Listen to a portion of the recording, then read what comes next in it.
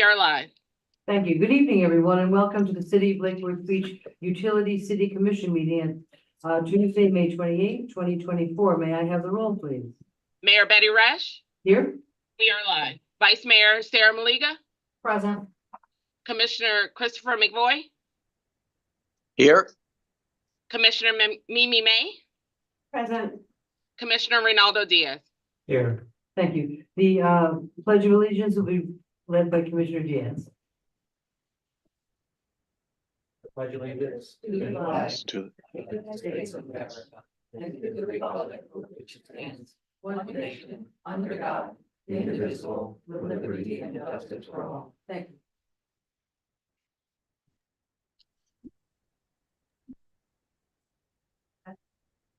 you. Inside here. Any additions, deletions, or reordering? I have none, Madam Mayor. Thank you. Does anybody on the dais have that? All right, I just want to say too, that I did ask, at my meeting today with interim city manager Brown and Mr. Perry. I had asked for utility meeting next month to have a legislative update on the things that were happening in DC this week that could affect us on the utilities, so we'll be hearing about that next month. Great, thank you. So having said that, do I have a motion to approve the agenda? Motion to approve the agenda. Second. All in favor? Aye. Aye. Thank you. Presentations, we're starting out with water utility update by Mr. Petty. Water That ain't him. My surprise when I looked up. Hi. I have a handout. I have given it to Melissa and she's assured me that it will be on the iDrive, I guess. Okay, thank you. And It's shared on the It's up. Okay, screen. perfect. So. Just for you guys to look at and try and view.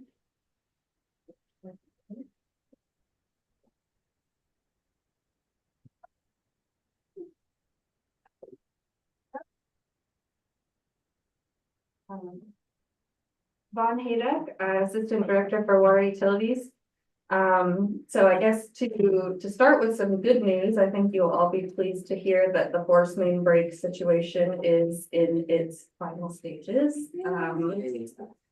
Everything's controlled, just wrapping it up and making sure that we are squared away with all of the loose ends with the regulatory agencies. So, That's amazing. so that's some happy news Well for done. tonight. Is Florida Mango still closed because of it?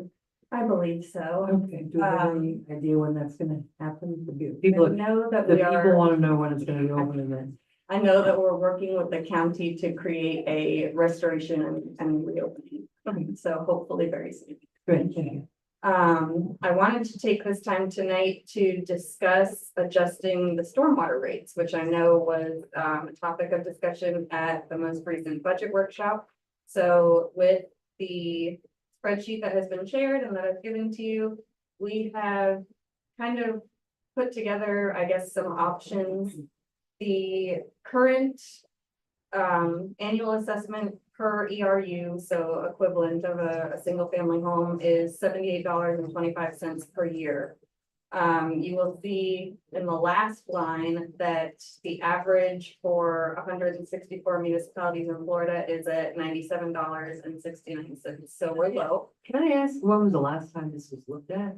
I mean, it said it's $20 different. It precedes me.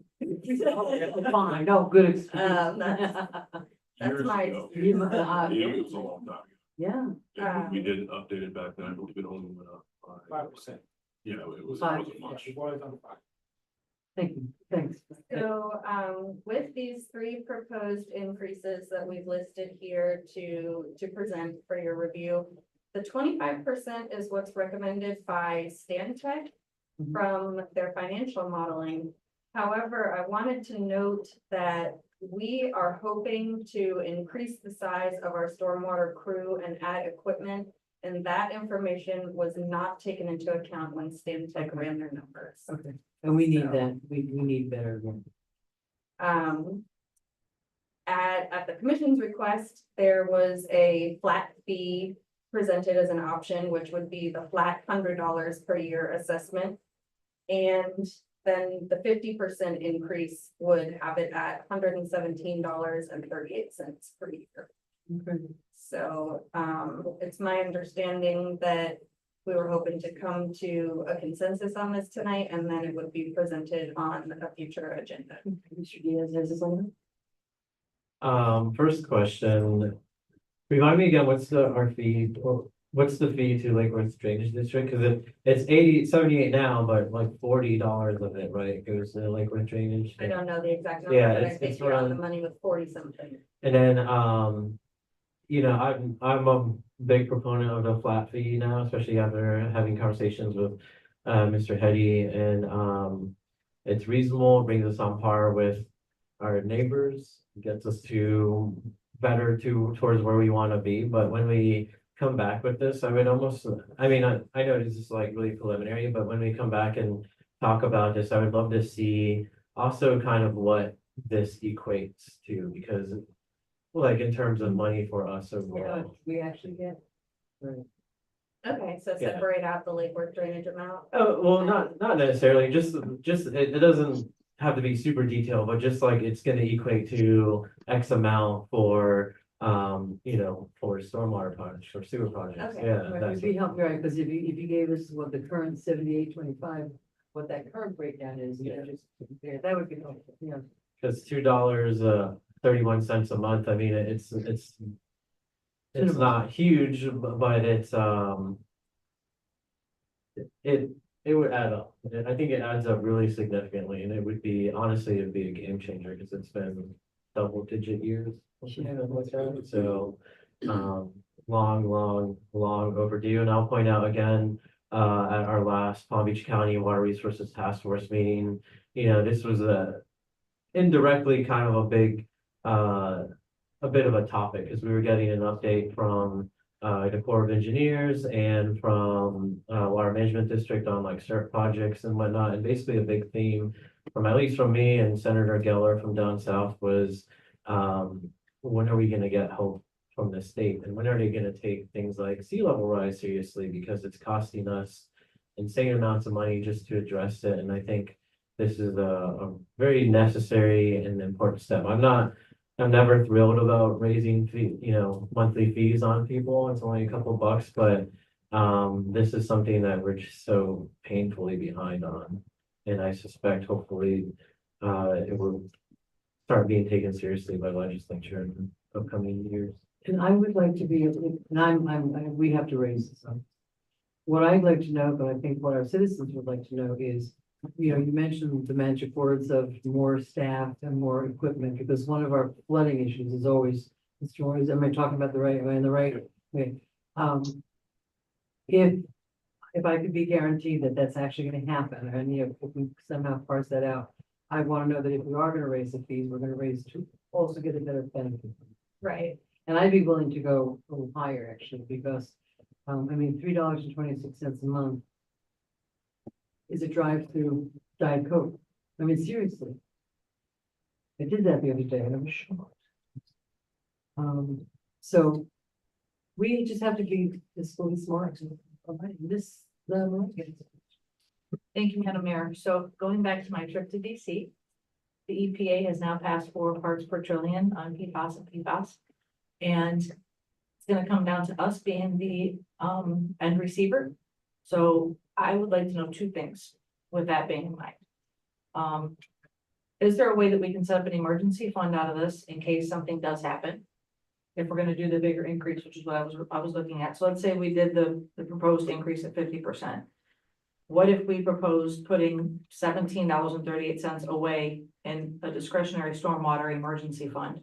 And the other $100 goes to daily cost, well, $40 goes to the.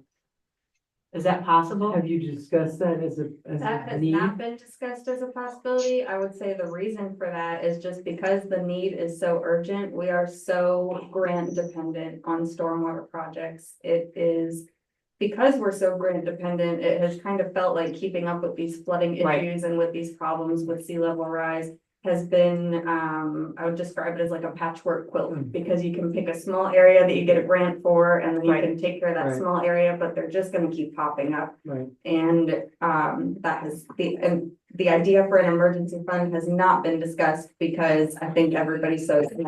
How do we get funding to just complete these Okay, projects? so what I would like us to talk about is doing 117 with the $17.38 going to a separate storm fund, stormwater emergency fund. Because what's happening up in DC with this new EPA regulation and the fact that we receive water from other municipalities. If we ever get into that situation, knowing that we don't have a huge nest egg in our stormwater and water department, I would feel more comfortable, since we've already done it with the electric utility, looking at creating a stormwater emergency fund. I don't know if anybody else is interested in it, but This is, Excuse me, Madam Mayor, Commissioner Yes. McBoy has his hand raised. oh, thank you. We can't see that, Mr. McBoy. We'll let Mr. McBoy ask this question. Don't forget yours. I didn't hear the very last part of that, but I'm assuming I'm Yeah, permitted to speak. Okay, You are Um, permitted to speak, Mr. McBoy. okay, thank you. You're welcome. Greetings to everyone.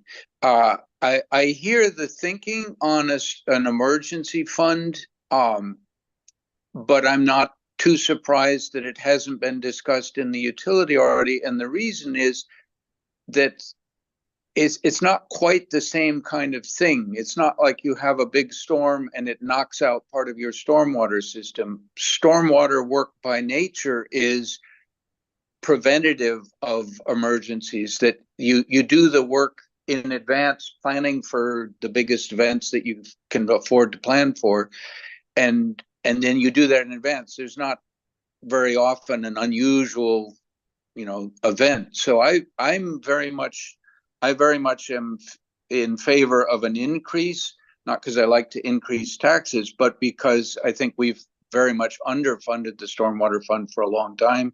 And I think we're all in agreement that the technical information is both from rainfall intensity and sea level rise.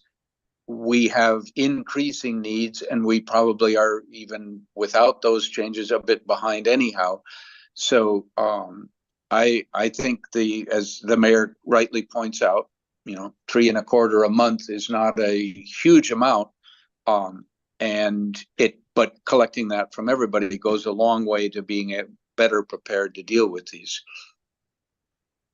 So I'm in favor of the increase. I would not suggest that we restricted part of it to a emergency fund, but I'd be happy to hear staff's view also. Yeah, I'd be interested. That's, if you're not asking for that, you're better acquainted with the situation than I am. So did you get your question answered? yeah, but there is gonna be a legislative update next meeting, so I think that if we can talk about that, because if Director Brown and I spoke about, are we testing, what are our numbers right now? What is our backup plan if we ever do get close to the 4 parts per trillion? And again, knowing that we're the end receiver of other municipalities makes me nervous. And right now, legislature has not cut out the fact that municipalities can't be sued. And that is the big thing, is if it does happen, we could get sued and be liable for it. So I'm just, again, trying to be proactive. I'm not gonna be sitting here forever. None of us are. So how do we protect the city in the future? So to So the me, emergency would be PFAS? it could be any High storm PFAS. emergency. Yeah, anything above 4 parts per trillion, but it could be any stormwater emergency. We just don't have, like you're saying, we're running literally grant to grant. We have no backup money in this. Right, but fund. that's what the point of the raise is, to get them the money to do that. Right, but there's no talk about us putting money aside. So that's my concern. But remember that the PFAS thing, that's a drinking water thing. That's got little or nothing to do with stormwater. Right, that was my, It's well, that was my question. No, CERCLA now has it intertwined, and the EPA does, but. Okay, all right, Mr. Diaz? I just wanted to bring up, we did talk about when we went through the fee assessment, where Stantec did have a line item for a stormwater fund.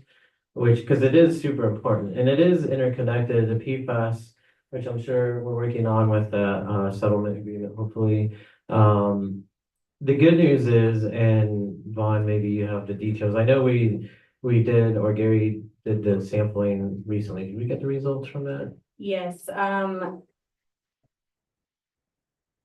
don't know the results off the top of my But we're head. close. What I do know is that we are fairly confident that just by adjusting the blend ratio Yeah. of water from our RO plant to water from our lime plant, we will achieve the regulation. And we're actually adding membranes to the RO plant, so we'll have a bit extra capacity from what we do now, but yes, the intent is to, you know, if testing shows that we are above the 4, that we would just increase the RO water in the blend, and we're fully capable of doing that. Great. Yeah. That's great news. It is. Yeah.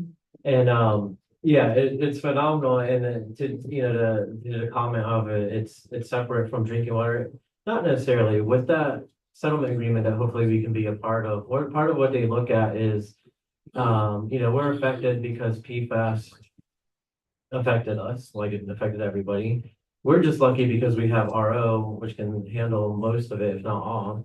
And then, but the other side of it, part of what that money could be available for is other ways that PFAS gets into the system, like stormwater management. That's actually one of the biggest ways that it goes in. So there's room there to invest in technology to prevent that from going in, but said technology is expensive, and hence why this needs to be looked at. I can't remember if that storm fund, when they gave us the numbers, Stantec was $3 or $5, but there was a line item. It was there, yeah. So that to me equated to like $17 a year in my head. Right. When I'm thinking stormwater emergencies, my mind goes to, outfall problems. So, well, sinkholes too, where we can experience Oh, that yeah. as normal apparently. But, the outfalls, if they were to get blocked or collapsed or anything like that, then that would just compound everything that's going on with the flooding. So, It's never a bad thing to have money in it. yeah, Yeah, that's all what I'm I saying. was If we could saying. look at it, if what it would look like to, if we set that up as just that extra money of $17 going into an emergency storm fund. That's all. And a great real world example too of for the staffing, I've had comments of some neighbors where I think I brought this up last meeting. A group of neighbors, because they're watching the water come up halfway up their driveway. I mean, they invested in rubber boots and rakes, and they go out there and scrape the drain, while it's lightning and thundering, and I'm telling them to call staff. The or rakes call are Jane. metal. And but Well, you're wearing boots, so they're wearing boots, but to get us to a point where we can adequately respond to those, because we're giving out sandbags, we're doing everything we can, and it's like the worst analogy is you're on a sinking canoe and you're just plugging holes, and we're running out of fingers. you do have a regular program for cleaning the storm sewers in the city, right? Yes, so when we're anticipating big rain events, our stormwater staff does go out and they're cleaning inlet grates, they're, vacuuming out structures. What about like in the streets? Like might the storm sewer on a street, a residential street? But yeah, they'll clean those out and make sure there's no blockages, but the limitation is just Oh, that there's a not lot of enough. streets. There's a lot of yeah. streets, very small crew, they do a great job and they do their absolute best, but there's not enough. This might be, well, we've been talking about, raising awareness of people in their neighborhoods and cleanliness and that sort of thing. This might be something we could include on that. And a big item is people always move to trim their trees right before a rainstorm, Right. and then they put it at the curb, and then that Right, was. you know, the dam. Yeah, I like playing in the stream. I make believe it's a stream when I'm. pushing inside. Okay, Miss Minnie. Thank you. I have a question. So the vice mayor suggested the $17.38 going to a storm fund. But I heard you say that as you were raising this, that you haven't talked about that yet because this is just barely meeting your needs. Can you expand upon that? Because I don't want to take $17 away and put it in a fund if it's what we need for now. Right, And I'd like to know those numbers, like I'd like to know exactly what we need so we can say, okay, well, maybe we'll go 125. And at this point, we're doing 5, and then we'll increase it to 10, as projects get done with the increase in the money. I don't want to pull money to save if you need. Does right, that make sense? yes. I do. So I'm interested in, I guess more detailed numbers on that, like what exactly would you feel comfortable with? And then we can possibly add on a little bit in order to. A little create a cushion to fund. create a fund. I'd rather know what you need now, but I guess more itemized. in a little bit, so because we have to explain to the residents where it's going. Does that make sense? Yes, so I believe the Stantec model, which came up with that 25% number for a recommendation, that was modeled as a cover us for what we need. But like I said, that unfortunately did not include our, desire to increase our stormwater staff and get some additional equipment for the stormwater crew. So I'm not talking about we won the lottery and what would be the best thing, but I'm talking about for now, ideal. Going from where you are to where you want to be, how can we get you there?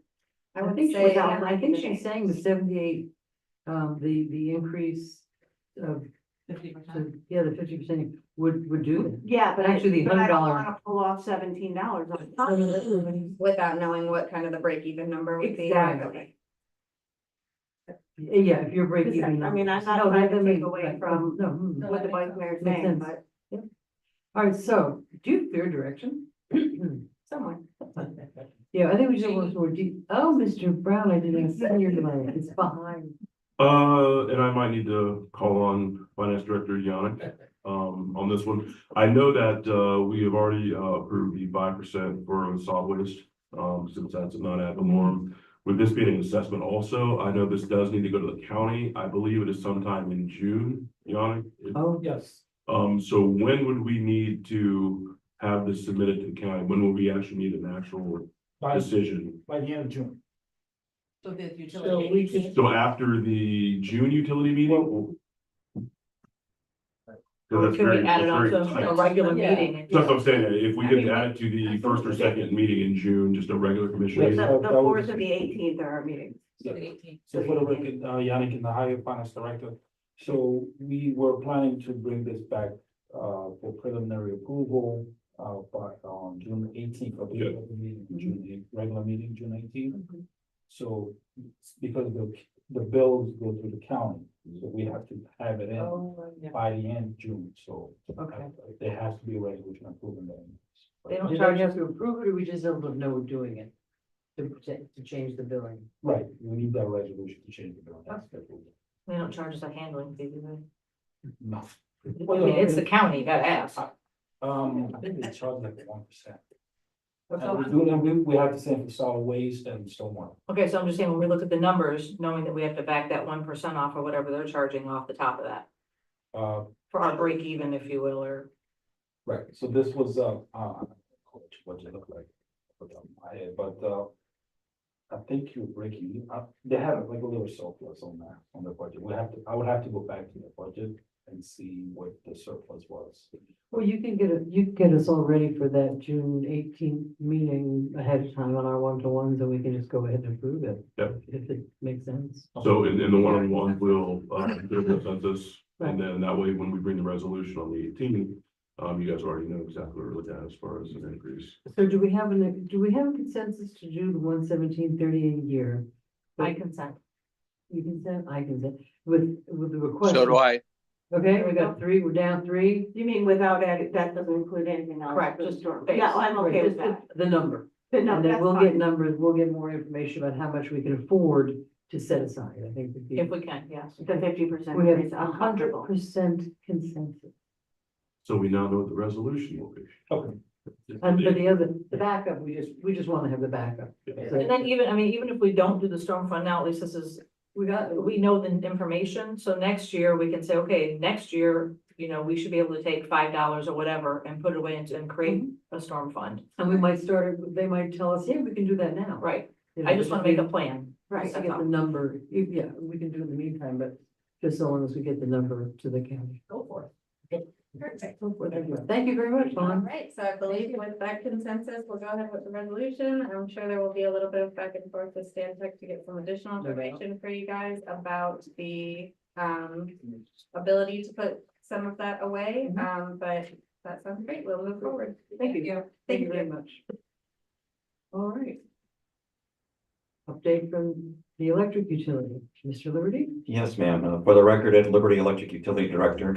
I'm going to try to keep this brief. I was told I had less than 4 hours. That was it. 14 minutes. I want to watch Jeopardy today. So First item, FMPA solar, we did have an FMPA solar committee meeting, last week.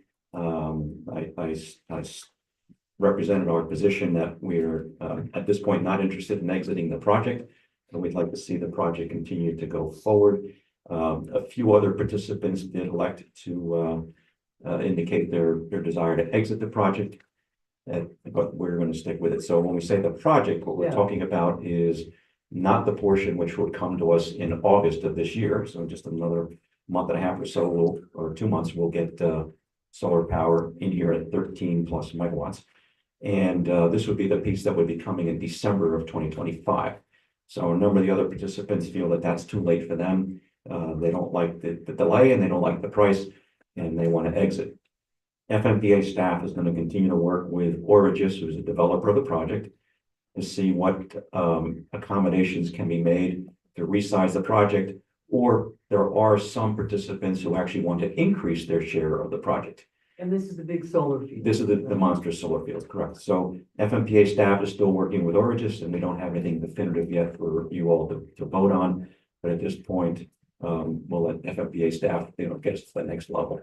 When I have something definitive to bring to you, I'll suggest one-on-ones. We'll reach out from Jamie's office and have you come in and to chat a little bit and see what your thoughts are, and answer all your questions. Of course, there would then be a formal discussion and vote here.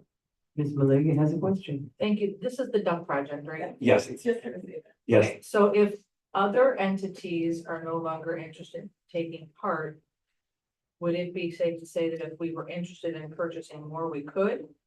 Or are we not able to? The answer is yes, we could take more if we want to, and let's put some bounds on the box, if you will. I say keep in mind, but not everybody remembers this, between between solar 2 and solar 3, we have actually committed to buy more solar than we have a customer to sell it to. Okay. So we're overbought. Okay. That's not the end of the world, because we know we're going to be long at around 13,000 megawatt hours per year, which we can resell in the market. These are 20-year contracts and we Okay. can grow into them. What we could do conceivably is take some portion of our FMPA Solar 3 commitment and move that forward into the underfilled Whistling Duck gap. So if somebody backs out, there's a gap, we could see if we can. We could just shift it. Staff is going Okay. to, at FMPA is going to look at those options as well. Perfect, thank you. Thank you. Any other, no? Okay, Next. next up, Next item on the update, I have 4 items on the update, we'll get into old business. One is support for City of Tallahassee.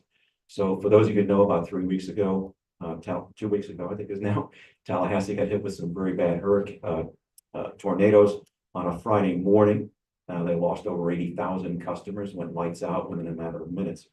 They put out a statewide call for mutual aid. We did respond. We sent 2 of our crews up there that evening. They arrived midday on Saturday and they worked for a week on 16-hour days, helping to restore the City of Tallahassee. So we did our share to help get the state's capital back up. City of Tallahassee Electric Utility, which is a municipal, by the way, fellow municipal utility, very, very appreciative of the help that we sent. Obviously, we were a small percentage of the help that came in from statewide and out of state, but it did make a difference. And our guys stayed right till the very end, till I think they were down to less than 1,000 customers or so that were not restored before they were released and sent on home. So job well done by the crews that went up there. our crews are They magnificent. did a great job. Did we send them the bill? I was just. We will be. Okay, We will be putting all of the documentation together and sending them the bill. okay, so no, thank you. Yes, You guys are, really. And gals. it's the team that went up there. They are good. Next item has to do with electric rates. As of April, we're no longer number 6 in the state. We're actually the 5th lowest Really? electric utility in the state now. Bravo, good job. So we're doing well. Next item is with regards to PCA. And did we have that?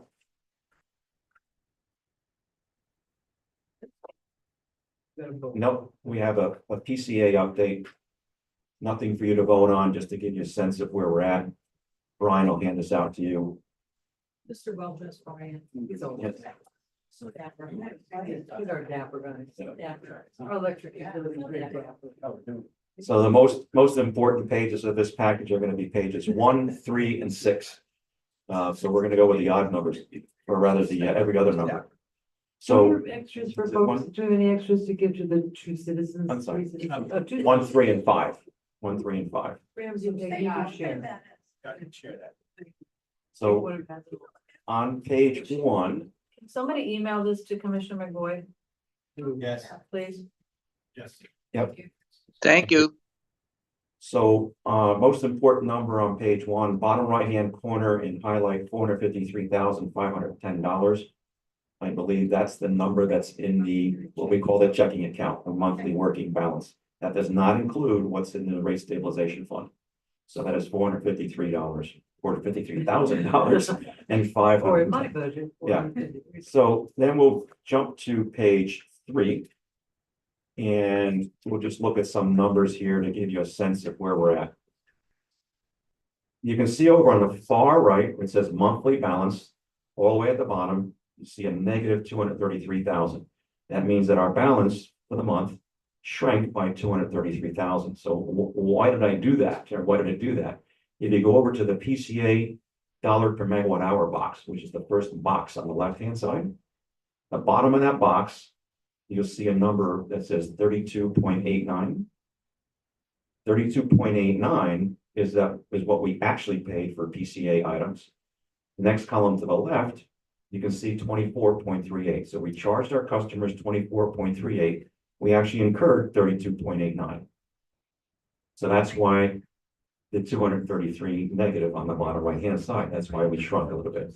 The reason that happened was we experienced outages on 2 of the units that we're participants in. One is a nuclear unit, and the other is the Stanton 1 unit. So those units, yes. We haven't heard the actual cause yet. I'm sorry, let me take that back. It was not the one that we read about in the news. It was a similar event that took place in OUC's fleet, not in the FPL fleet. So unplanned outages, in one case, nuclear was planned, the other case unplanned, have caused us to incur higher expense, but we're still doing well on our PCA. The PCA is working as intended. It's absorbing these swings without having to go out and raise customer rates. If you go to page 5, which is the last page, and you look at the dotted line, you can see that the dotted line is above the dashed line near the top of the page, right? So the dashed line is this, I call it the swim lane. We want to stay inside that lane, ideally. And you can see the dotted line is what we actually have. That's a combination of stabilization fund, which is 3.5 million, plus the monthly working account, which is what we call the checking account. And you see it's trending back down towards the swim lane. So it's working as intended. We don't need to change customers' rates, and we're headed in the right direction to get it back within the bounds of where we'd like to be. So short story, PCA is doing well. And it's working. That's a good story.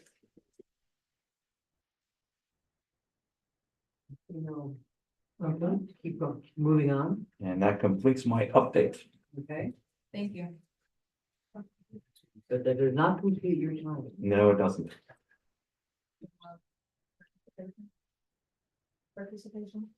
Is that the end of your, that's the end? Yeah, that's right. Okay. Okay, We're actually, public participation of non-agenda items.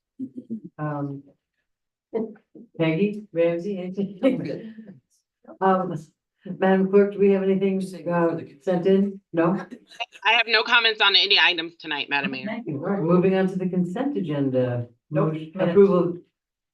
I'm Thank you. just helping. I'm good. I'm good. Fantastic. The approval of minutes, first up, do I have a motion? Motion to approve minutes. Do I have a second? Second, All in favor? Aye. Aye. Thank you. Okay, consent. Aye. agenda.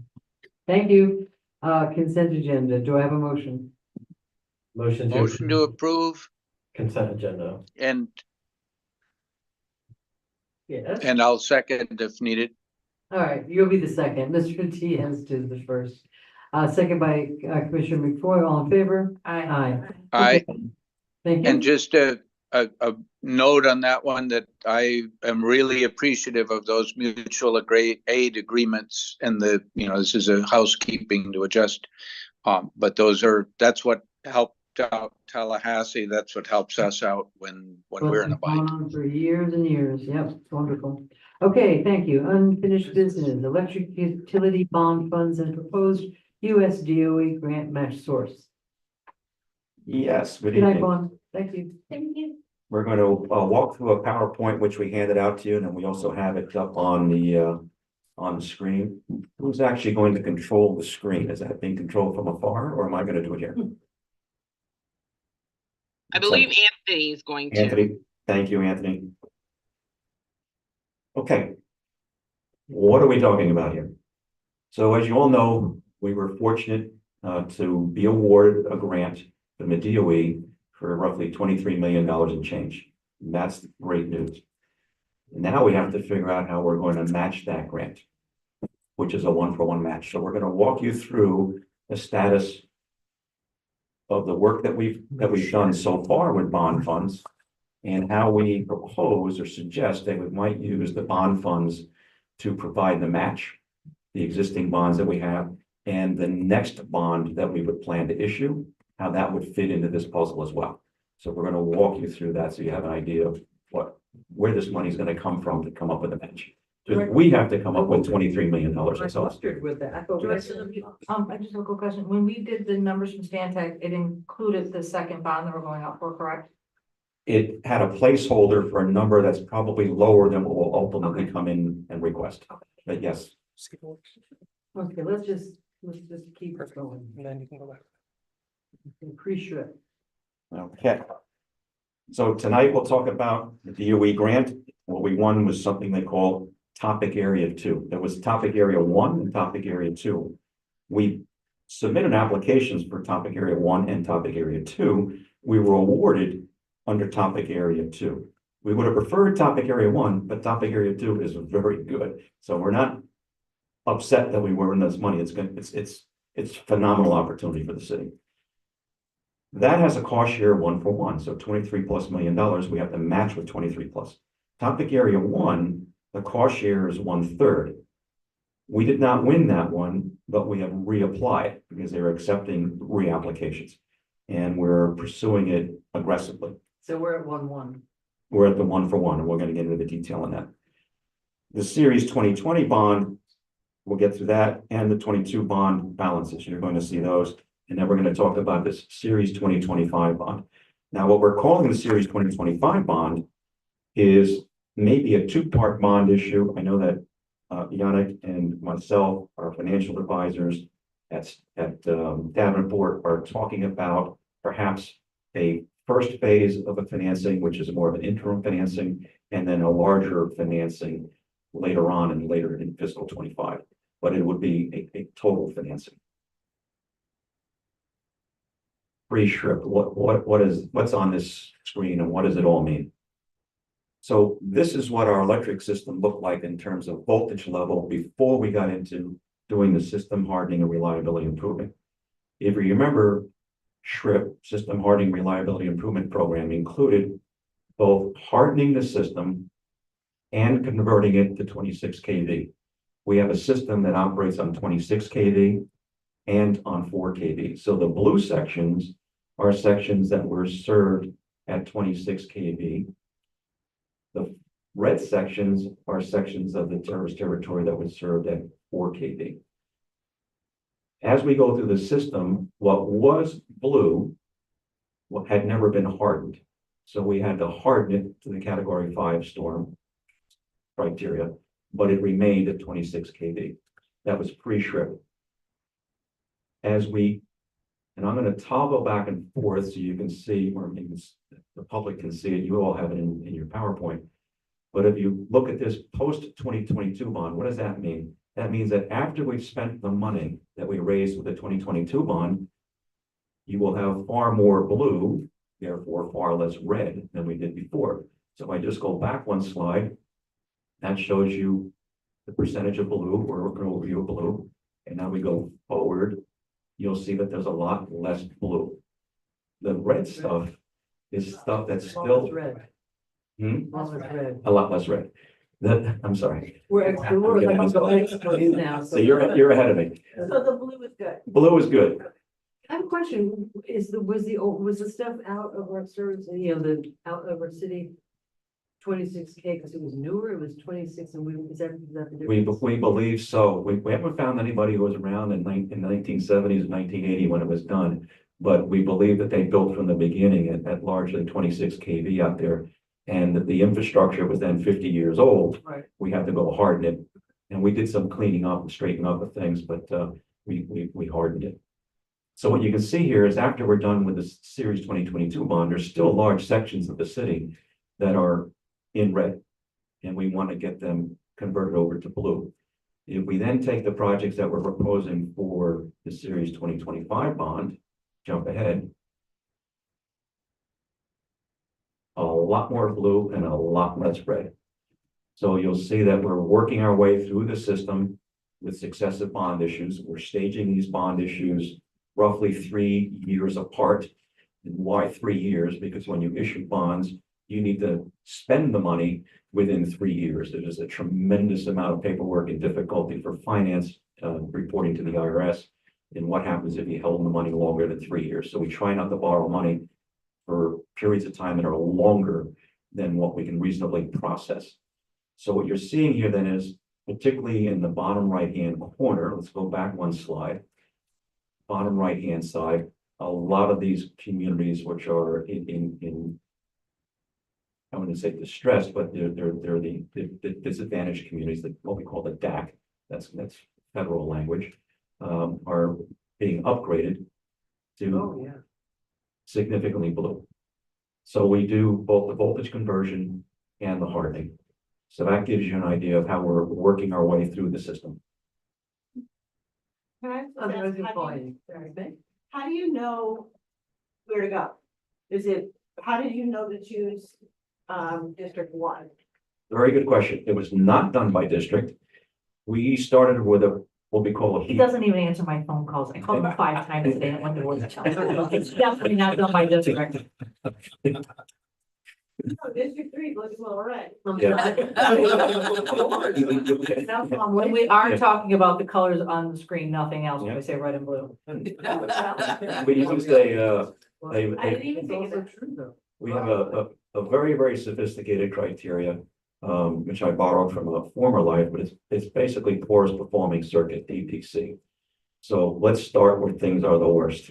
Okay. And where we experience the highest numbers of outages, but also when we look at what we call laterals, we look at substations, we look at the feeders. What are all those things? So the feeders are how we get the power to the substations. The substation then steps it down or conditions it, and then the lateral distributes it into the neighborhoods. So we need to figure out where's the highest level of problem, where we can spend $1 and get the biggest return quicker. In return being fewer outages, not dollars of revenue, fewer outages. This is all about improving reliability and security for these communities. The next level is, well, a particular component may not have a high level of outages on it, but one outage could affect thousands of customers. So for example, if we lose a lateral, we might lose 50 customers or 100. But if we lose the feeder into the substation, we could lose 2,500 to 5,000. Right? So while a feeder may not have had a lot of problems, we want to get after that feeder. One of the problems that we have in our system, because of how it was cobbled together over decades, was we have customers connected directly to feeders, which should not have been done. They should be on a lateral behind a substation. So if you have a problem with a customer, it takes the lateral down. It probably doesn't take the substation down. It certainly doesn't take a feeder down, which may take 2 or 3 substations down, which could get as much as 7,500 customers. So we're modifying the system as we go. That's basically how we came up with the criteria. Looking back, we had applied for the grants. In topic area 2, $23.4 million was awarded. And then topic area 1, we have reapplied. We don't expect that decision until December of this year. If we're awarded that, we'll be looking at a substantial match. We're not going to get into that detail tonight, but let's look forward to having that problem and having that meeting sometime in January of 25. The applications for the grants align with our city values and our goals. So we looked at our desire to reduce our dependence on fossil fuels. So while building at the landfill for additional solar was too expensive compared to the options, we didn't want to rule out ever building there. So we applied for dollars in the grant to improve the distribution system around the landfill. So should we choose to build there in the future, we would have adequate distribution capacity to move that power off the landfill and into the neighborhoods. One of the things that we wanted to do, for example, in the, what would be the northwest or northern edge of the landfill, we want to be able to convert that community to 26 kV and reroute the power that comes from the existing solar field through that community over to Barton Elementary. So we think it makes a lot of sense for that community to, in essence, be the first ones to receive the solar power from the landfill and have that solar power flow to the school. We think about the power of the children, the students that are growing up in that community and in that school, graduating from school that has solar power. That will pay benefits down the road, multi-generational, and saying, hey, I grew up in a community that had solar power next door. I went to a school that had solar power. I should be more ecologically minded and thinking about the environment because that's what I grew up with. That's what I'm used to, right? So that's part of the theory there. So we rebuild that system to carry more power. So should we find a grant in the future to build more solar on the landfill at a reasonable price, we would be ready with the distribution system to move the power. Does the landfill currently produce power? Yes, it does. Where does it go? It goes actually to the east side of the landfill into a feeder, which then goes up to what we call East Switch. So it gets, it stays in our city, but it's more distributed throughout the entire city. So under this plan, that connection would remain, but we've had an alternate feed to bring that power out north out of the landfill into that community and over towards Barton Elementary, and then set the stage for building even more solar at the landfill, which right now we haven't been able to do it cost effectively, but if we're able to get a grant, that would be helpful. right, because that's very expensive electricity, isn't it, from the landfill? The current project is very expensive. I would call it more of a demonstration of what's possible. It is very, very expensive. If you were building it again today, it would be, you could do it much cheaper. But the problem is that we can't get it as cheap as the FMPA projects right now, which are much, much cheaper than anything we've been able to find. Now, if we could find a grant or somebody else has a very creative idea to get something even cheaper built at the landfill, that's something that you all as policymakers would have a chance to look at in the future and make a decision on. Ms. Malega? Thank you. Two parts. So number one, the community that lives around there has no desire for more solar, but if that ever happens, we have to get the community involved because they're not interested, especially those who have loved ones at the cemetery. But we'll put that over there for now. On the disadvantaged communities by 50%, is that from census data? Yes, Okay, so it's completely census driven from the last census. yes. Okay, thank you. Madam Mayor, Commissioner McBoy has his hand raised. Mr. McBoy? Thank you. Just a question. I know that we often talk about the landfill solar and are concerned with certainly the construction costs that were quite a bit higher than what we're paying now for the large solar utility scales fields. But is it accurate to say that the operating costs of the landfill solar are probably on the whole fairly minor, although I recall Director Liberty mentioning sometimes inverters going out, so you have to replace some, although I would guess that's covered probably by Siemens, I would hope. But the operating, it's not, once the solar panels are in place, the mounts are there, the inverters and the connections, the electricity is not 100% free, but it's pretty close to that. Is that a correct understanding? Yes, it is. So the by far the largest cost is just the debt service on building the plant. Construction. The actual cost to maintain it is much, much smaller than the debt service. You do have inverters that have to be replaced. You do have to cut the grass. You do have to do what we call string checks to make sure the panels are performing properly, don't have loose connections and hotspots that could create a fire. But, you know, there's not, it's not like you have, you know, 5, 10, or 15 people up there actually operating it. It's largely left to its own devices, and you go out there periodically and make your checks. Because I know it's more expensive, but that answers the question why. Yes. Ms. May, Okay, convince me why that's an important thing to invest in right now for future solar. If it's gonna cost so much to build more, right, later on, just convince me or try to help me understand, why would we spend money now to set up something that may never happen? That's a very good question. Let me try to answer it this way. That community system is at 4 kV, 4,000 volts distribution system. It needs to be hardened and upgraded to 26,000 volts anyway. So we were able to get grant dollars to help us do that, as opposed to paying for it 100% on our own. The added benefit is bringing more solar, or giving us an additional pathway. So the cost to give an additional pathway for solar is very small once you realize that you were going to have to upgrade the system there anyway. So that neighborhood today is colored red on the maps that we looked at a few minutes ago. The grant will help us to turn it blue, which moves it to 26 kV and is hardened. And it sets the stage for being able to build more solar on the landfill in the future. Whether you do it or not, whether you do more solar or not, we need to convert that neighborhood from 4 kV to 26 kV. No, I get the conversion, but I'm just wondering, how much more is it to do it with the solar? To prepare for more solar? Or is it is it on par financially to do so? It's a very, very small number. I have to go back and look at that number, but it's off the top of my head, I would say. I don't need the exact Yeah. number, but so you're saying, like, if it's $100 to do it, it'd be 105.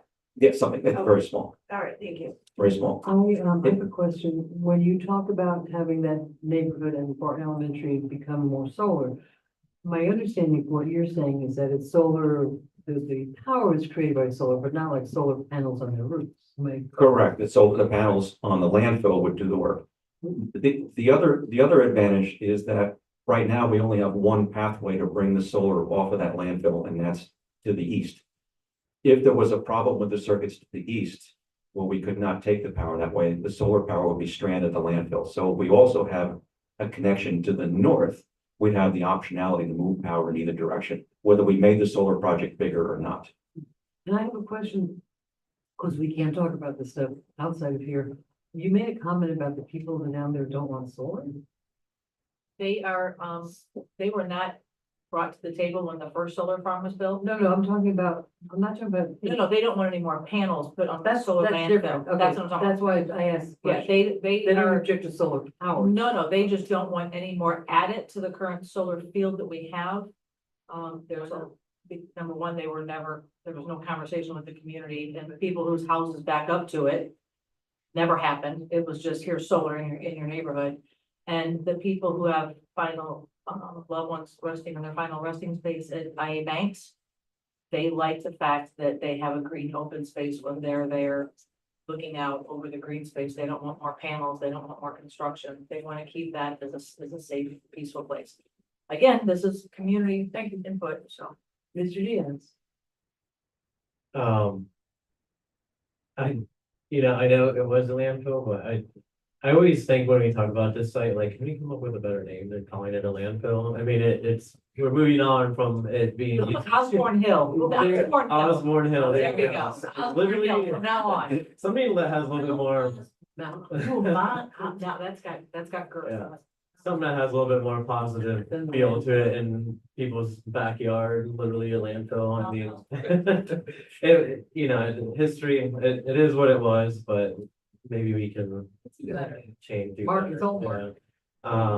And I wanted to just bring up too, because I know we've had this conversation before, Mr. Liberty and I, and not necessarily just on Mount Osborne, but in other places.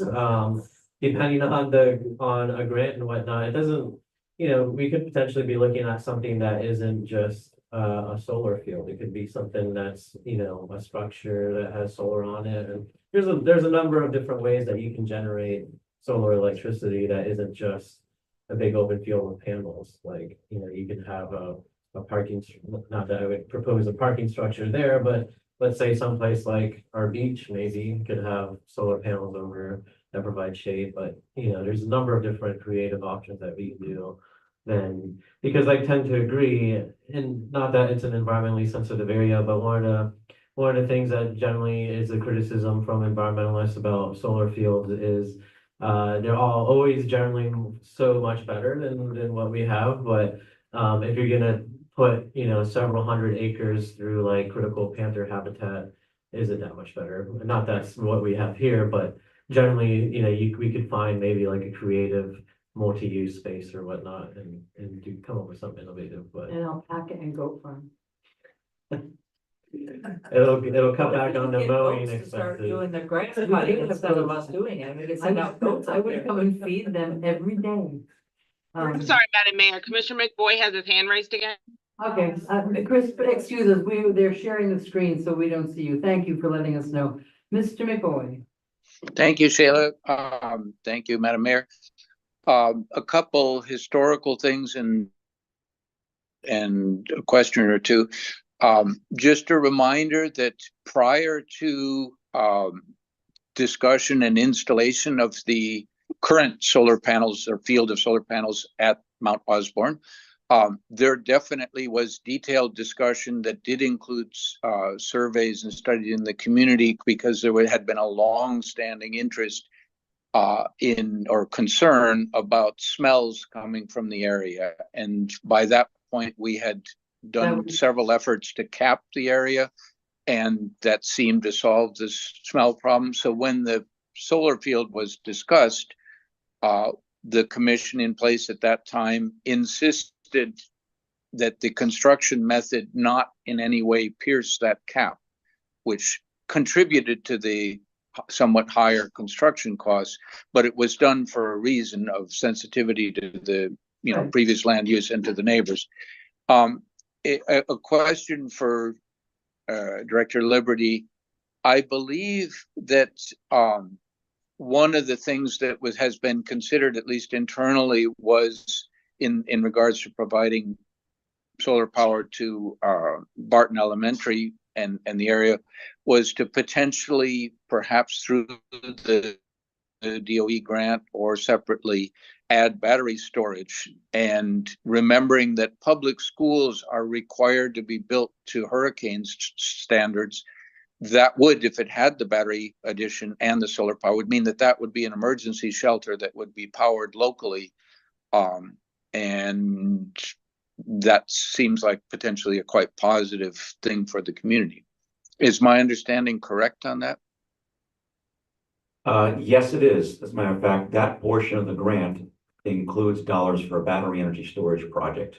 So of the $24 million or $23+ million, a portion of that includes that line. We didn't write in there storage, but a battery energy storage project is a part of that. That could be at the landfill or in that community.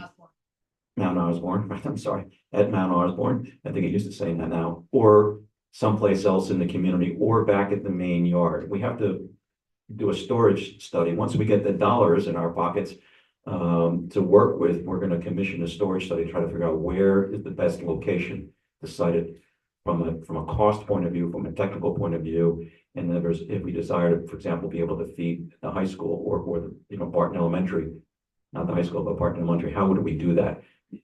We could feed the high school conceivably well, as we put it in the main yard. So we have to give that some thought, but we need a storage study to do that. And there's firms that would love to work with us right now. We just don't have the money to pay for the study until we actually get the grant dollars in. And just a slight follow-up from that, something for us as policymakers to think about is, especially if we could get grant assistance to expand the generation at the landfill, having it that close, the same reason that Director Liberty mentioned, having both an east and a north line coming out of it. Having that close certainly reduces the probability of transmission lines being down, or any interruption.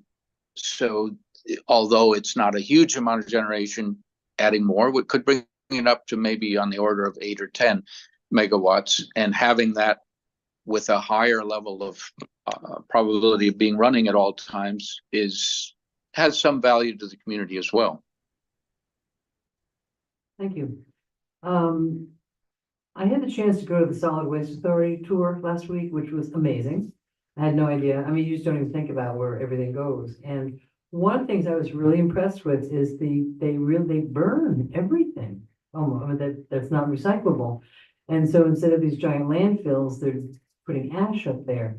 And I was just wondering if Bumpa has ever considered a burn facility rather than rather than gas or whatever, just as a, when I asked why isn't this all over, because it was really, it seems like a good thing.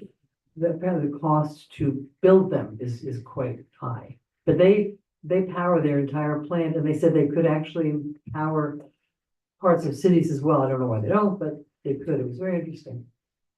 Just a side note. So let's build a big burn unit. And I'm just curious, did any of the, I don't want to get into discuss, I'm just curious, when I hear things, is it ever discussed at any of these Bumpa meetings about the downside of solar, about the mining that has to have the batteries and all that? Is that ever brought up as a conversation, please? Yes, it is. And there's been guest speakers on that subject and looking at the total energy formula, including where these materials are coming from in the world and the working conditions for the people.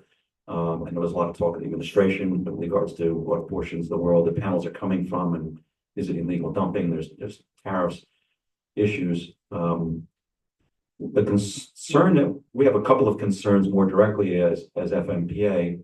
One is that in order to achieve the current administration goals, there simply is not enough buildable land in the state of Florida to get us to the levels of solar that they contemplate. And you have to make huge investments in the transmission infrastructure, because if you can imagine, power today is generated at certain points, power plants that were built decades ago, and the transmission system evolved to connect power plant to power plant to power plant, and also to the public. Many of these vast open areas where thousands of acres reside, where you can conceivably build on, don't have electric interconnections there. So the transmission system, this is a problem across the entire country, but it's certainly a problem in Florida. A lot of this land is wet or protected, and you certainly don't want to build there. Right. So upgrading the infrastructure to do that is problematic. The next step beyond that, and as we all talk about solar, and that's great, and I always remind people at 10 o'clock tonight, or probably by now, it's clouding, solar's not working. Right. So if you commit to huge amounts of solar, how are you going to keep the lights on without also building huge amounts of batteries? Which are expensive. Which are extremely And they're expensive. lithium. Yes. And that's open pit mining. Correct, that's a whole nother issue. Yeah, so the FMPA position is that we believe in more of all of the above type of strategy. We're not saying that solar doesn't have a role to play. As a matter of fact, we're one of the largest developers after NextEra of solar projects for our customers, but we have to be very, very aware of that. I mean, nothing is perfect. Right. There are also, more technical reasons that get in. These are what we call inverter-based resources. What does that mean? That means that they're either on and off. They don't coast through. So for example, if you have an interruption in the power system, with more traditional units will ride through the interruption and pick up the load. Solar, because of the nature of it, that it's an inverter-based resource, is instantly off. And you can lose significant amount of power. So it doesn't give you the grid stability, but technology is roaring along to fill that blank and fill that gap so that you can ride through. So technology is evolving at the same time. So are there concerns? Yes, there are concerns. I mean, I hear terrible stories. But it's like, do you drill or do you mine? It's like, you have to pick your poison. Right. And well, none of them are good. So the older ones. Oh, so the big fields don't have batteries, they're just generators while the sun's, so if Florida had like a week of really bad weather. Where there wasn't much sun, we would be suffering. That's correct. Okay. That power would have to be replaced by natural gas-based power. Thank you, I was just curious about that. Okay, sorry to interrupt. These are very good questions. So. I'm sorry, Ed. Commissioner McBoy has his hand raised again before you start. Mr. McBoy? I don't want- Yes, thank you. Certainly, any way of doing any industrial process that's associated with modern society has an environmental cost with it. Whether it's mining for oil or mining for coal or mining for lithium or mining for copper or making a hydroelectric plant. I really don't want to interrupt you, but really, my question was just to Mr. Liberty. Do they discuss it? We could debate the pros and cons of everything until the. Well, but it's very I just wanted to important know if they can, Mr. McBoy. could I believe I have the floor. May I keep the floor? Mr. McBoy, it's 7 o'clock now. I don't want this to be a big debate on the pros and cons. My simple question was, do they consider it? The answer is yes. So if you want to expound on that, we really do want to keep going. This is an area that I do follow quite closely, and I'm very well aware of the debates. There was just recent legislation that was considered in Vermont that was looking to push very actively forward.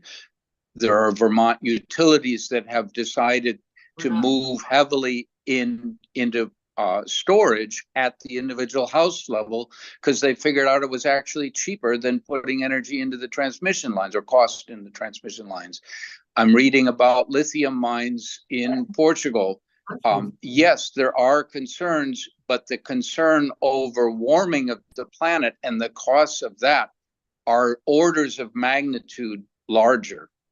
And the consequences are, they're not very easily reversible at this point.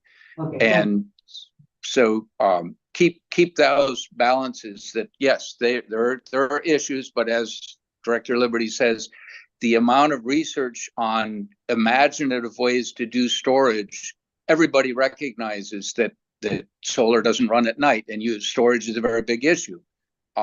Actually, the inverter-based part of it, because PV panels are DC and not alternating current, makes it much easier to store.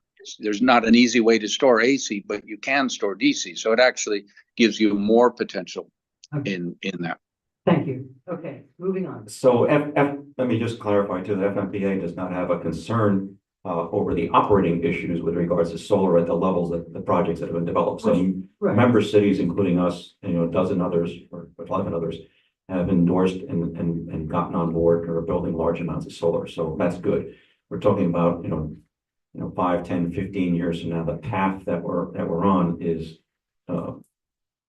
as driven by the current administration would put some serious operating concerns into the electric grid in Florida. And I know the FMPA and the other utilities are speaking about that in Washington and before various committees on their concerns about that focus. Yeah, I keep reading about it. But at the current levels, we think we're okay. Thank you. So Moving. we, of course, part of our values and goals, we're going to create contracts for local businesses. This certainly will help us do that. Greatly reduce the amount of outages that we have in we call them DACs, disadvantaged communities. That's a federal designation. And then have more smart grid technology in use in our city. Okay, Topic Area 2 award. We were announced in November of 2023 that we were going to be awarded $23.462 million. The funding for these 5 projects, and there were 5 projects that we put forward as a part of that Topic Area 2. It's not directly included in the Series 2020 or Series 2022 bond funds. However, these projects were being contemplated for future funding, and elements of these projects are currently underway. So think of this as the old math class Venn diagrams, overlapping circles. So these circles certainly overlapped, and we can see here that there's a pathway to providing our match using bond dollars that we already have and then a future bond.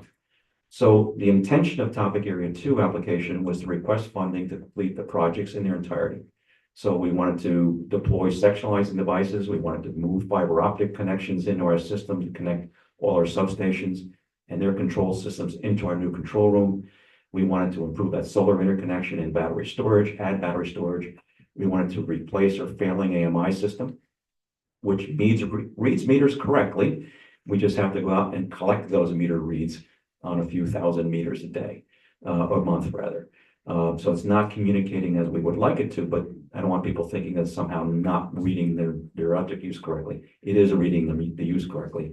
It's just that some of them we have to go retrieve the data manually. And we wanted to add a meter data management system. What's that? We call it an MDM. That's basically a huge storage device of data. So we can store all that data from the electric meters for more than just 14 months, but store it for a number of years. So we can do a better job of energy efficiency work with our customers, because they'll have their usage patterns over a longer period of time. We need an MDM. Okay, topic area 2, cost share requirements. Now you're going to see some things here which don't make a lot of sense, but I'll try to explain what they mean. So, budget period 1, then you see budget period 2, 3, 4, and 5. The grants come in 5-year stretches. So it's a 5-year period of time to receive the money and spend the money. Unfortunately, you see it says budget period 1. That's basically the project year, which does not align with the calendar year, and it does not align with the fiscal year for the city of Lake Worth Beach. All right, so now we have to worry about 3 different years. So, but the clock starts running. So what we've attempted to do here is to look at the expenses and how we're going to deploy the project, and then look at the match. So budget period 1, which is not our first fiscal year, would be $10.3 million, and then you see each year thereafter. So When does that calendar what does it start? start? What is, we believe it would probably start around November of this year. And I do have Alyssa here, and she's actually doing a lot of work on this with DOE. This is still in motion. We'll actually be talking to the DOE in the next few days to nail this down. But it begins shortly after you're awarded.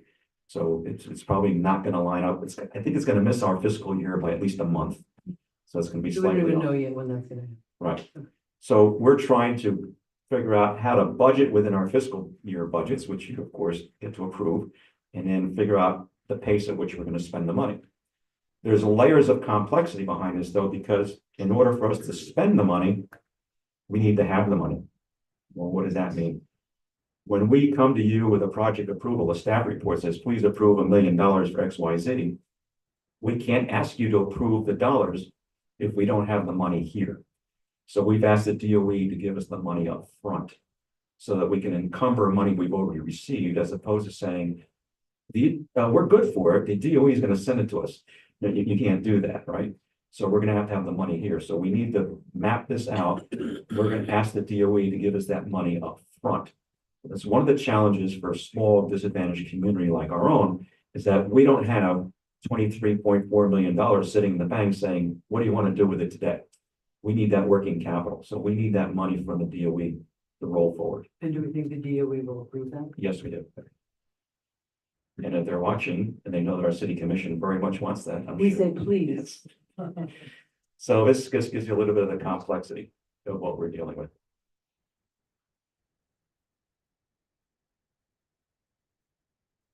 Where we're going to lean on the list a lot. The DOE dates. No, Slightly different. Alyssa Kirk, City of Lake Worth Beach Electric Utility. The DOE asked us in a pre-application worksheet if we wanted the money up front, Okay, and so we that's something said we yes. did. So this is not a surprise to them. And on Thursday, we talk about how to get it into our accounts. Yannick and Mr. Liberty will be on that call with the DOE. Great. Thank you. And how much will that be, the 10 million? Or pieces of it? Alyssa? Budget, we're asking for budget period 1. One? Yes. Great. Thank you. because as you can imagine, with the pressures on our working capital, including sewer repairs, there's not a lot of cash sitting in the bank right? And we need to roll the projects quickly to get them done in the 5 years. So we need that money here so we can roll right into it and keep going. Okay, so I'm going to skip over this budgetary slide because I think we just basically covered it. We then go on to talk about cost sharing, what that looks like in each of the years. So we've done a technical review of the Series 2022 bonds and the Series 2020 bonds and understand exactly where they're at. And it's a little bit complicated. Everything is a little bit complicated because it's not just where the bond drawdowns are today, but it's where the bond drawdowns are going to be shortly. So for example, there are projects underway which are assuming that that bond money is going to be available. So I can't take it and use it someplace else because I need it to finish certain projects. However, there are other projects which we could defer that were presumed to be developed under the 2022 bond. The 2020 bond is fully spent. The 2022 bond has some room in it that if we defer some projects into a 2025 bond, we create the match to get started. So we're suggesting taking some 2022 bond funds or bond projects and deferring those to a 2025 bond, which creates the space to start the match to get going on the projects. Gives us that little chunk of, whatever chunk. Exactly. So if you look at the cost share here at the bottom of this page, you'll see $10.331 million. We're going to match that with the Series 2022 bond. And there's enough in there to do them. There's enough Oh. if we defer some projects Right. into a 2025 bond. And you've identified obviously Yes, projects that you. we can have. defer. And then we look at what we're going to need in terms of cost share for project year 2, 3, and 4, and 5. You'll see it laid out there, 3.5 million, 3.4, 3.3. I'm rounding, obviously. And just keep on going down the list.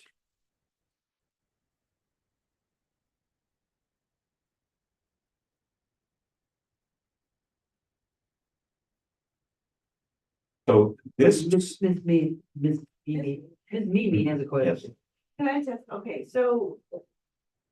The projects that were for the Series 2022 bond, I'm sorry, Commissioner, is your mic on? it is, I might not be near it. I don't know how to ask the question. I guess my question is kind of like, is that legal? I mean, where you had, this is what we were planning to do, this is what we said we were gonna do, and now we're gonna do something else. yes, it is, and we've checked with bond counsel Okay. ahead of making these suggestions. Oh, just to I'm make sure you that we- have. I just want to yes. double check for No, the it's the right- community that we are on the up and up. Mhm.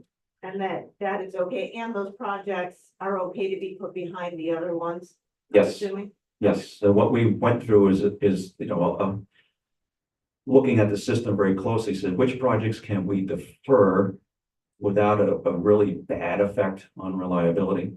Because we don't want to lose $23 million of capital because we don't have the match ready to go. Oh, Right, absolutely. so we did some reprioritization and moving of things in the stack of projects to stay on the things that were the most important, to say, no, we can't stop this. This has to be finished. And there's, we challenge each other in our meetings to come up with the right solution. So it's not like Ed said, do this, therefore do it. No, there's a tug of war in the staff, and system operations speaks up, engineering, the line crews actually come to the table, speak up, and then when we need to do this. So there's a lot of give and take there to get to the right answer. Thank you for clarifying. So on this page, what you can see then is the current status as we anticipated after drawdowns of the 2020 bonds. If you look horizontally across there, you can see the 2020 bond, we started with $44.7 million. We've encumbered 43.19, call that 43.2. We have another $1.5 million in expenses that have not yet hit. So those are things that we're currently doing out of operating funds that will be reclassified if they're eligible finance reviews, that if they're eligible for capitalization against bond funds, they then get moved over. So we're anticipating. So that's going to be a combination of materials that we have in the storeroom, in the warehouse, that are going to be drawn down in charge of the project as those projects come to completion, and labor that we're incurring, which hasn't yet hit column 2. But we know it's going to hit column 2 in order to finish those projects. So we're looking at that and say, hey, we can't encumber anything else out of the 2020 bond. It's considered to be fully spent. That's not the case in the 2022 bond. We go through the same exercise. So we got $40.46 million in column 1. That's what we raised in the 2022 bond. We've encumbered 14.1. Not yet posted is 1.1. Eligible for grant, we could defer certain projects to get that grant and keep going. So that's your maximize. Yep, to get started. And then that still leaves us with 14,862,000 in bond proceeds. Correct? Mhm. Okay, all right. I won't go through each one of these. But on the left-hand side, you'll see a column that says can be deferred. Oh, okay, here we go. So those are projects that we had planned to do with the Series 2022 bond that we're suggesting be deferred. And on the right-hand side, you'll see a list of projects that cannot be deferred as they have critical impacts on electric system reliability. So we look at these projects on the left and said, let's bump those down into a Series 2025. The projects on the right, don't defer them, keep going. It's really magical how the same amount came to the penny of the estimated ones that we don't need with the actual grant cost share. Well, we had a. Very impressed with someone's bookkeeping. We had a very, very important written ruling from bond counsel last week, which has implications to our overall budgeting as well.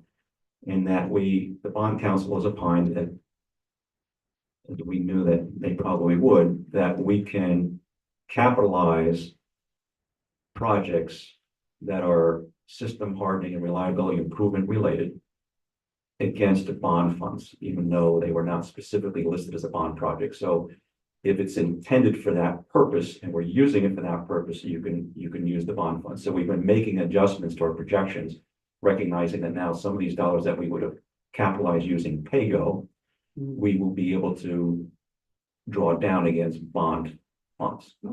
Ms. Malinky had her line on. Thank you. When I'm looking at your can be deferred list, I am perplexed on how the 6th Avenue South distribution circuits don't tie into the relocation and the feeder conversions. Don't they all have to go together? Not necessarily. So what that means is we talked about feeders and we talked about the substations. The substation needs to be rebuilt. It currently takes 26,000 volts in and has 4,000 volts coming out. What we're proposing to do is we'll convert it as we're doing all the substations, 26,000 volts going in, 26,000 volts going out. I said, well, why did you need a substation? What happens in the middle? In the middle, we break it up into 4, 5, or 6, or even as many as 8 different circuits, and we add power conditioning, which is voltage regulators, and what we call reactors, which you're going to prove some reactors tonight. What are the reactors? These are not nuclear reactors. These are electrical devices that limit what we call fault current. So we have 26,000 volts going in and 26,000 volts coming out. What we're saying then is to defer converting every single circuit and lateral, every lateral to 26 kV. We will put 26 kV to 4 kV local transformers up. So the station's been converted, but the circuits haven't yet been hardened. But we've converted the station and And we'll do completed the circuits on the next later. round. Okay. Exactly. I just didn't know it all. I was confused on why it didn't all get done together. Yep. Thank you. No, that's one of the strategies that I have to give system operations and engineering credit for that. They came back and said, we're taking there's a lot of time and a lot of money being spent on converting the individual circuits and laterals.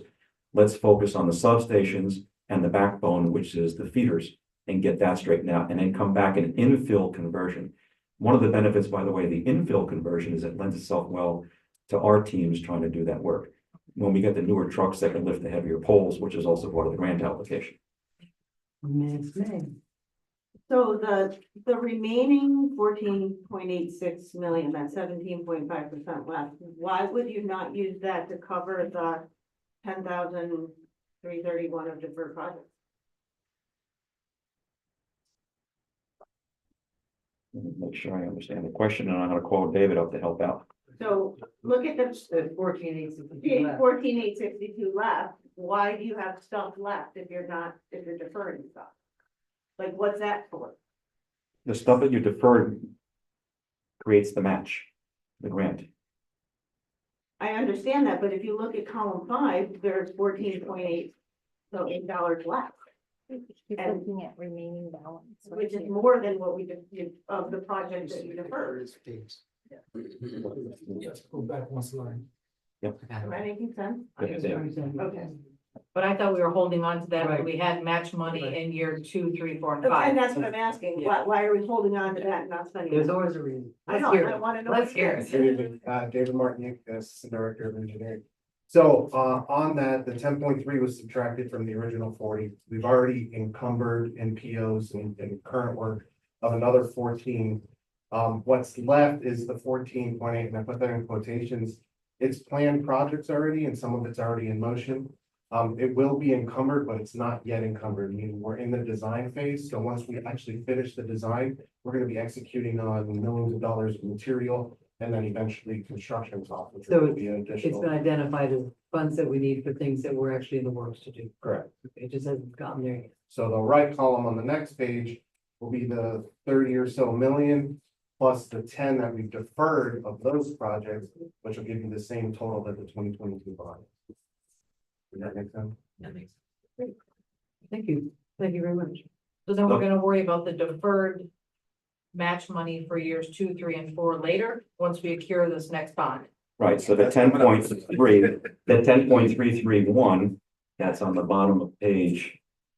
There we go, on the left-hand side of page 13, that 10.331 will roll over into the next series 2025 bond issue. Oh, okay. So what does that bond issue then look like? So you can see then that we have a topic area 2, the 1-for-1 cost share, we need $13.1 million. Shrip round 3, which is to continue to convert red to blue, is roughly $41 million. That gets you to about $54 million. There is an additional $4 million in change of capital improvements that we want to fund with bond dollars, which gets you to 58. Now, the $58 million is not final yet. It's because what we're going to do using the ruling that we got from bond counsel in writing last week is to take some of the pay-go that would have been, those are operating dollars, O&M dollars, that would have been used to do capital work, is to move that out of the operating budget and instead add it to the bond issue. So it's work that's eligible for capital treatment and is eligible for payment using a bond. So the smarter thing to do is to take, let's say, a 30-year bond to build 30-year assets. So you're paying debt service over the period of the 30 years as opposed to trying to pay for it all up front using current cash, taking a big hit to our fund balance. Right. Instead, you finance it, you finance the capital work over the life of the capital asset, which makes more sense from a financial point of view. Like, thank you. So in anticipation of us getting the next round of grants, because we have a amazing employee. If we go out for 58 million and we've already allocated the 58 million, and then we get the next grant, which says we have to have a third match, then what do we do? We have a plan. We already planned for that, so good question. Thank you for asking. We've identified in the very next page, when Mr. Liberty goes to the next slide, we've identified how to, if we were to win topic area 1, we've identified all the $4 million of that match already in the very next slide. Awesome, thank you. You're welcome. Now that the teams have been doing, this is, we've been spending some time over the last few months brainstorming and moving things around to figure out how to do this, because it's a hard thing to figure out, because you're drawing projects down out of bond funds, you're drawing dollars down.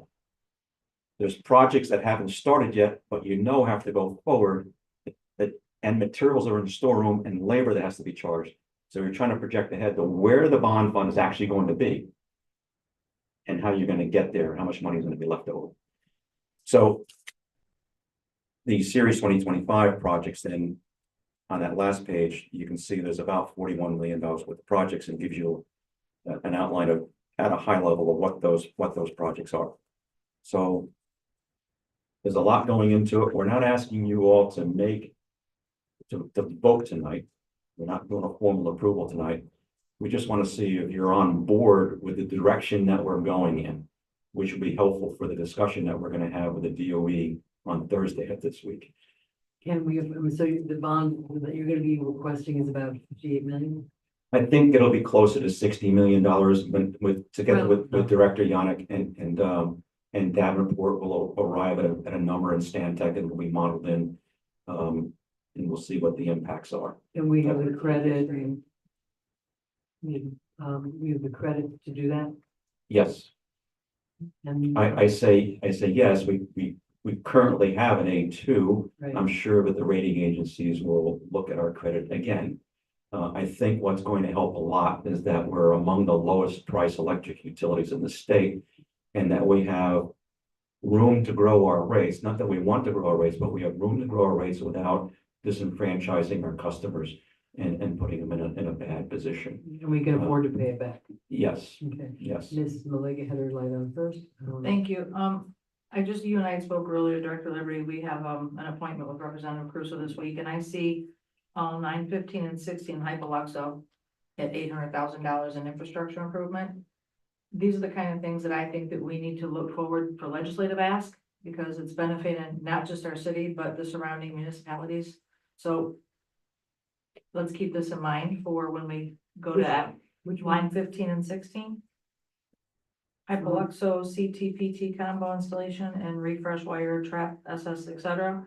$800,000. I mean, if we can go for legislative ask to get any kind of funding, I think if we can tap into stuff that benefits other people, not just the city of Lake Worth Beach, that's a big win.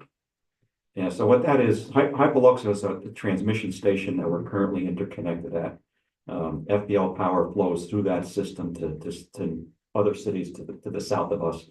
That's our only source of supply of electric into the city other than running our own power plant. So we can't take it out of service. Once we have the new substation built at Canal, the second interconnection, which most of you have been out to see, we'll be able to then take Hypoluxo out of service and do maintenance on that station that has been deferred for many, many, many years. So we'll be able to fix that. So the goal is to get that tuned up and brought up to speed in time for the summer of 2025. Okay. So these projects are all staged literally years in advance of them actually happening. And has to tie into when the money going to be available and how are we going to rearrange the electric system to be able to take that thing out of service and work on it. Ms. May had a question about what's the interest rate, and I don't think we know at this point what it is. I think when we get to that point, but if you could just answer that question. I don't know what it is. If I had to guess, tax-free municipal debt is probably in the range of 5% today, but I don't know off the top of my head. I just wanted to do that. Thank you. Mhm. All right, so where are we at? What are we doing? Consensus, is that what you need? Yeah, just looking for consensus from you all that you think we're on the right path and not asking you to actually approve anything tonight. You're not signing any document tonight. We're discussion with the DOE this week. That will come back to you as a formal agreement at some point in the future for actual execution. Mr. Bond issues, McBoyd, of course, could come in the future, but not now. Mr. McBoyd, do you join the consensus? I think I do. I had thought that maybe for when we finally do formally sign on, maybe for that meeting or a meeting before that, if we could look again at some of the Stantec modeling that gives us an overview of our various different expenses and get a sense of what portion debt service is of that. I think that would be helpful. In general, I'm very much in favor of all of this. Certainly, I've asked the question before of, is this grant from DOE a net gain to us? Because we do have to do quite a bit to match it. And I think I feel reasonably comfortable that the answer that yes, it is a net gain, even with the borrowing. But I do want to make sure that we look again, how are we doing on debt service? How does it compare to our other utilities, both within the city and external? Make sure that we're not way out of line, which at this point, I don't think we are, but I think it'd be important for us to see that again before we sign on the dotted line. Okay, thank you. So we have consensus to go forward with this, the plan as we talked about. Okay, Thank you very much. Good work, everybody. I would also do a shout out to one of your guys. I don't know his name, but I was out when we had all those rains last weekend, Saturday and Sunday. I went down to 18th Avenue South just to check on the flooding, what was going on. The first night it wasn't bad, second night it was pretty bad. But the second night I was down there, actually, the first night I was down there, I saw a city truck and I just stopped and I was in a t-shirt. I mean, I didn't know what it was. And I said, oh, flooding is not too bad. He goes, yeah, but it was an electric company. And you had an outage down there, you had like 2 transformers blow or something. And I just want to give a shout out. I wish I knew his name. I should have asked his name. He was helpful. He was cordial. He was informative. I mean, he was clearly, I was there for flooding and he was, I mean, it's really, I was just a person. He had no idea that. Whatever. But I just want to give a shout out. It was really, every time I have an interaction with either any of our employees, it's really generally so positive. And that was just a random good thing. And I'd like to pass that on. That's good to hear. So we'll see if we can figure out who that was, or we'll remain it as Saturday. Right, the unknown lineman, but The unknown lineman. They're really humble, because the other week I was actually driving to Lake Worth Middle and on the overpass. Somebody who was riding their scooter like fell over, I guess. I assume that's what happened. And one of our guys got out of his truck, probably because he's in the safest vehicle to block traffic, but he helped the guy to the curb and they go out of their way, so. No, kudos, thank you. All right, new business, I could almost see the end of Jeff. New business A, do I have a motion?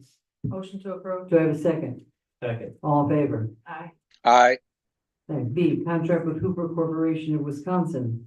Do I have a motion? Motion to approve. Do I have a second? Second. All in favor? Aye. Aye. Item C, purchase order for IRBY Utilities for the procurement of 3 GE reactors for the new 6th Avenue substation. Do I have a motion? Motion. Do I have a second? Second. Second. All in favor? Aye. Aye. Sorry, who was the motion? Maligo. Malega Diaz, I think. We should have an artist create like a big 10-foot tall light switch so that when we put that thing online, it can go. That would be fun. That would be fun. Who made the Throw that out motion there. today? Motion to adjourn. Wait, I did. Motion to adjourn. Good news. You didn't vote? No, we're on the. I'll second that. Before I said anything. Okay. and I'm, Mr. Maliga, Vice Mayor Maliga, you made the motion to adjourn? Yes, ma'am. And just- And Mr. Diaz Yes, seconded. seconded it. Okay. I just want to, for the record, Yeah. I just want to thank the team in the back row. Yeah, really. Everybody back there was heavily involved in preparing tonight's documents. So, Yeah, we're all astounded by amazing. what you do. a lot of engineering, creativity, planning that went into trying to figure out how And to. the fact that you how to can do this. condense it down to a few pages with a few. Wonderful, thank you. I asked, interim city manager if he could do the same thing with the road bond. Yeah, an update on which roads have been done. Okay. what Did was- we have a vote for the adjournment? I'm about all in favor? Aye. Aye, thank you. Aye. Good night, Chris, good luck out there, whatever you're doing.